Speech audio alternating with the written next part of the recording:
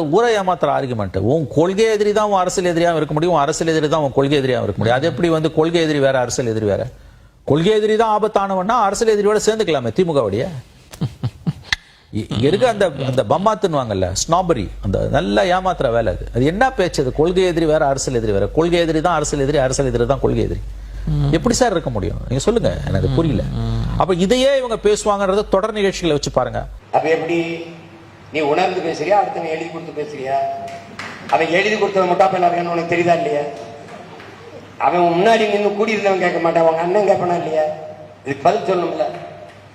BJP கொள்கை எதிரி, திமுக அரசியல் எதிரி, அது வல்ல கொள்கை. உன் கொள்கை என்னன்னு சொல்லு. பிஜேபிக்கு எதிராக இருக்கல நான் பாக்குறேன். அதான முக்கியம். அரசியலுக்கும் கொள்கைக்கு என்ன வேறுபாடு இருக்குப்பா சொல்லுப்பா. கொள்கை எதிரி, அப்ப கொள்கை வேற அரசியல் வேறையா? யாரா உனக்கு சொல்லிக் கொடுக்குற யோசிக்க யாரா? எவன்டா? நான் பல தடவை சொல்லிட்டேன், கொள்கையை மாத்திர எழுதி கொடுக்குற ஆளை போய் நம்ம ஆளை மாத்த. அடுத்தவன் பேச்சு கேட்காத, ஒரு தடவை அண்ணன் பேச்சு கேளுன்னு பல தடவை சொல்லிட்டேன். அவனுக்குதான் அறிவு தான் சொல்லிக் கொடுப்பான. கொள்கை என்ன, அரசியல் என்ன? சரி, கொள்கை எதிரி, அப்ப பிஜேபி அரசியல் செயல்பாடு ஏத்துக்கிறியா? திமுக அரசியல் எதிரி, அவன் கொள்கை நிலைப்பாட்டை ஏத்துக்கிறியா? கொள்கை தானே அரசியலா இது? என்னது ஏன் கொள்கை இது? நான் சொல்றேன், நான் வந்தேன்னா இதை செய்வேன்.